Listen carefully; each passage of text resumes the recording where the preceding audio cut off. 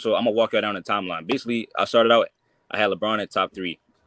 Jordan, Kobe, and Bron. Wherever you want to kind of lagging a little bit. Wherever you want to interchange that.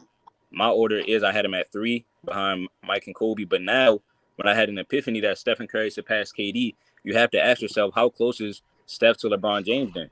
Considering the fact that KD and LeBron are very close on the all-time list. Wait, so what don't you like? This is where it get ugly. What don't you like about LeBron James? What do you mean what I don't like about it?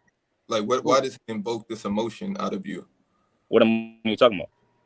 Like, what is so, like, you're comparing? So if you would have asked me why I had Magic Johnson like that, you seem to be hell bent on discrediting Bron. So I'm just curious to why that is. I don't really think it's different. Well, I mean, for one, I don't think it's discrediting to have him in my top. First of all, I just said he was top 3, but I didn't even tell you why I had him at ultimately. But I don't like, bro. It's just certain facts and reasonings that I have to put Jordan and Kobe above LeBron James. That's all. I got LeBron. I think LeBron is one of the greatest players I ever watched play basketball. You know what I'm saying? Just like Magic Johnson. A lot of people don't say that I'm hating on Magic Johnson for having him at 7. No. I thought you were saying that you're putting Steph and KD over Bron right now. That's what I thought. That's what I thought. That's what I thought you was leaning on. No, because when I realized Steph is above KD, it made me take into account that how close him and LeBron James are. Because mind y'all, so listen, I have that top 3 list I just told y'all, and I have the variation list that I'm thinking about right now. My concurrent list that I have has LeBron James at 6 because it will go Jordan, Kobe, Wilt Chamberlain, Larry Bird, Steph, LeBron. And so, the reason you might as well hold on. You might as well finish your top 10 because we were going to get it at the end, but we're here. Finish that. I just heard Steph over LeBron. I don't know why. I'm just going to assume if he just made a mistake when he said that. I mean, like I said, so mind y'all, I said I had Bron at top 3. Then the list that I'm working on, no, but the list that I'm working on right now, and I'm gonna give you all my reasoning, is Jordan, Kobe, Wilt Chamberlain, Larry Bird, Steph, LeBron. You need to erase that list. No Kareem. Get rid of that list. Let him finish. I have to hear this. Yes. I think it's Magic Johnson, Hakeem Olajuwon, Kareem Abdul-Jabbar, and Tim Duncan. Okay. And the explanation is, I mean, Stephen Curry has the same amount of rings as LeBron James. And no, the whole criteria of the list, not just Steph Curry. My whole criteria. What's the reason? So I'm telling you all I'm saying. If you let me walk it down, because the initial question was about LeBron. Stephen Curry has the same amount of rings as LeBron James in less time. He built his whole legacy during LeBron James' prime. Wow, that's a bar. But Steph. That's a bar. You going platinum, bro? You going platinum? That's a bar. Crunchy, real fast. Hold on, Crunchy, real fast. So if let's say that Bron teamed up with let's say AD in the next 2 years and what you laughing at? 3 chips. This is not fun. This is not a laughing matter. Does he go in front of MJ? Oh, man. Who, Steph? No. If Bron had teamed up with KD or whoever over the next 3 years, he wins 3 rings. Does he go over MJ? There it is. Does he go over Kobe? No, but there it is though. Why does he have to team up with KD? A question. Why would he have to team up? Because Steph teams up with KD and you have. So what happened after that, right? Hold on. So what happened after that? When LeBron James missed the playoffs in 2019, he traded his team away. When Steph missed the playoffs, he waited. Whoa.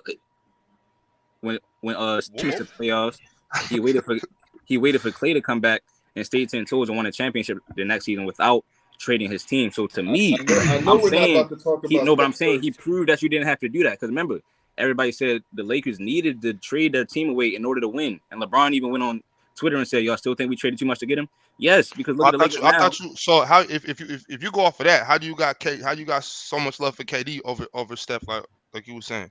No, KD, I got KD at like 12 now. He bouncing teams too. So right, and that's when I had the epiphany. That's why I put KD at 12. But since Bron actually won with Kyrie, he has done more than KD at this point. KD wins with Kyrie. You said that with a Nets jersey on too? Yeah. He had an epiphany. He had a level of understanding, man. So what I'm asking, that light came on, bro. You should cut that light off. Light the beam. Light the beam, bro. So I'm saying because we both got 4 rings. Steph proved he didn't have to do all of that. He didn't have to do too much team hopping. Even in 2016, LeBron had more talent on his team than Stephen Curry. So then Steph is real close to Kobe too. Yeah, if Steph wins again, I got Steph top 3. Steph is close to Kobe. Jesus oh my God! He just keeps winning. He's over. Oh MJ. my God! I don't, because Hey, Magic Johnson has 5, and Magic Johnson didn't team hop, so I don't get why he's so low and below. The reason why I got Kobe over Magic is because Kobe won without Shaq, and Magic didn't win without Kareem. That one's easy. No, I'm asking about Steph and Magic. I mean, Steph proved that he can win without KD. Magic didn't win without Kareem. Steph didn't win without Clay neither. Because Kareem was on the team, even though he was way past his prime, Magic doesn't get credit for that. Just because the name was Kareem on the team. Hey, bro, in the middle, what's your name? Leaf. And repeat what you just said. Big Leaf. Steph didn't make the playoffs without Klay Thompson. All right, so is Klay Thompson on the level of Kareem? No. Thank you. Okay, my question is, if we're just saying Magic didn't win without Kareem, totally ignoring the fact that Kareem Abdul-Jabbar was way past his prime in the last 5 years.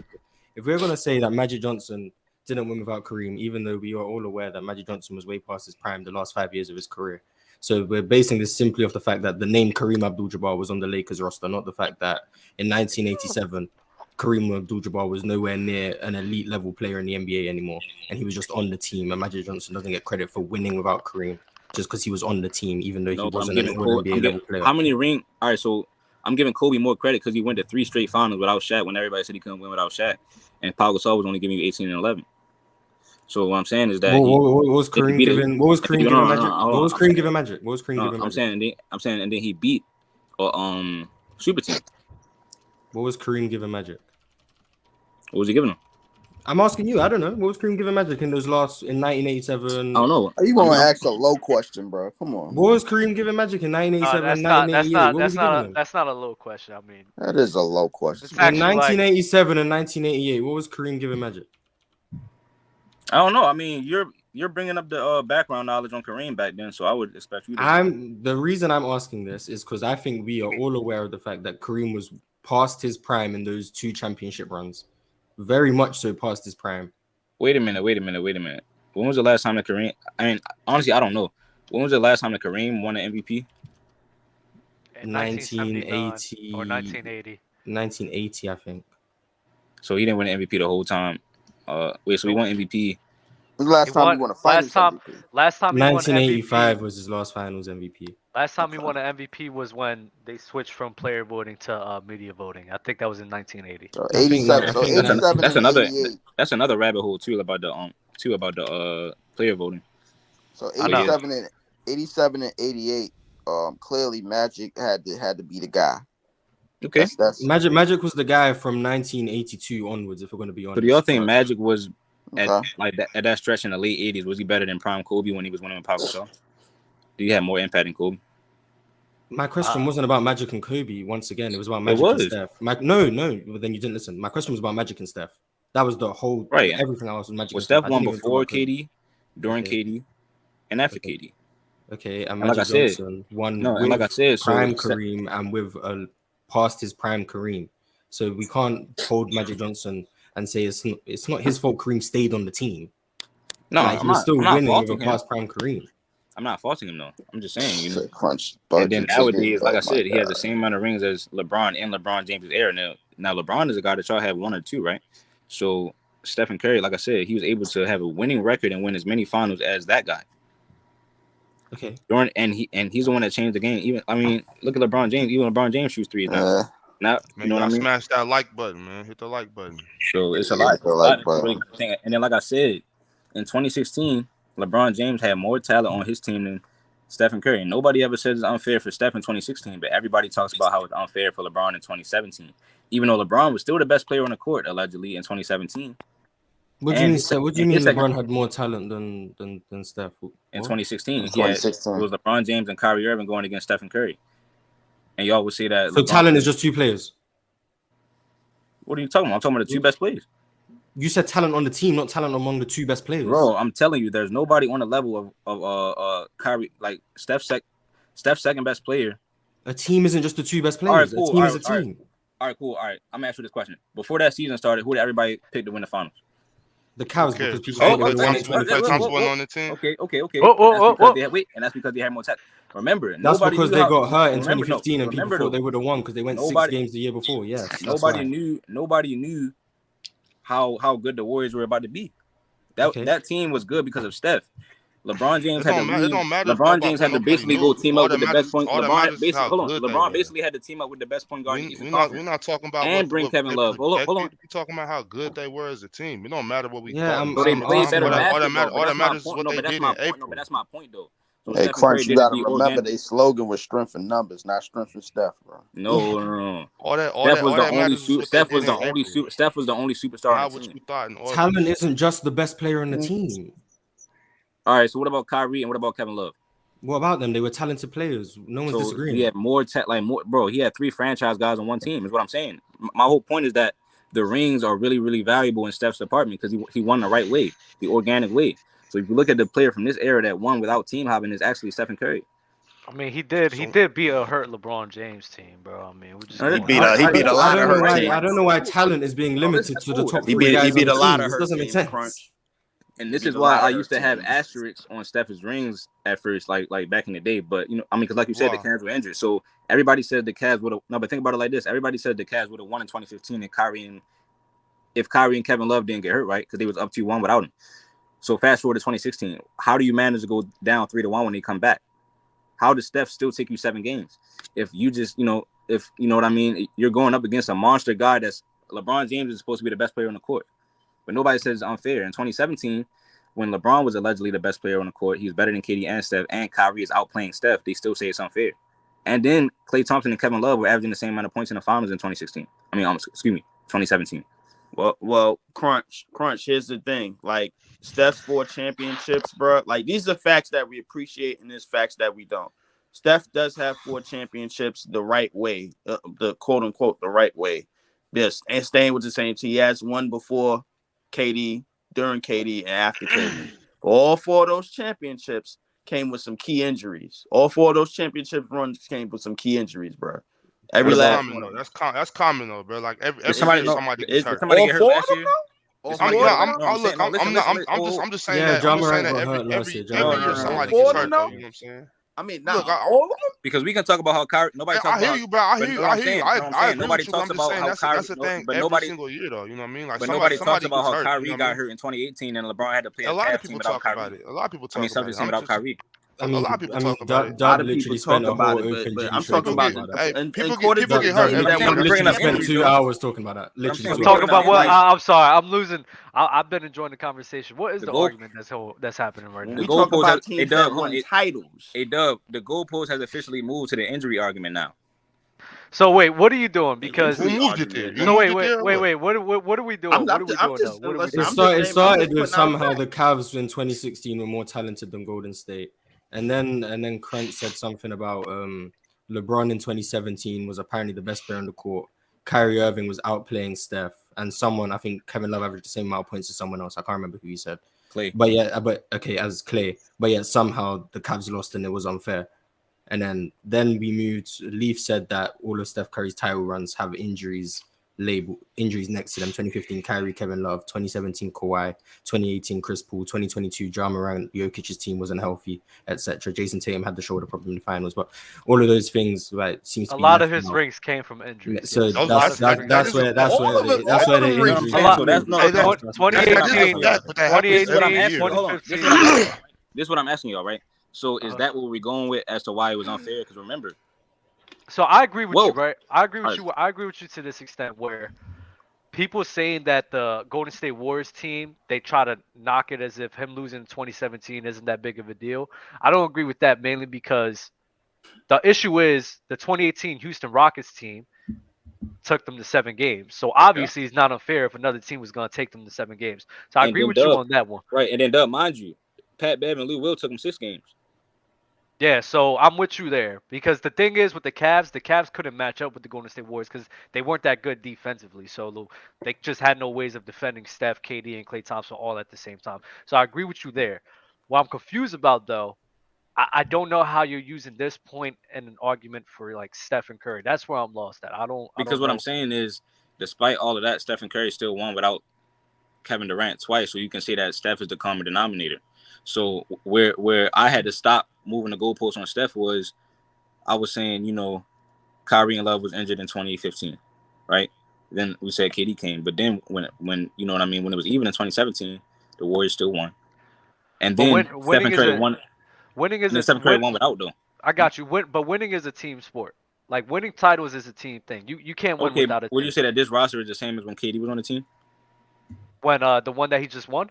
Yeah. No, it's not.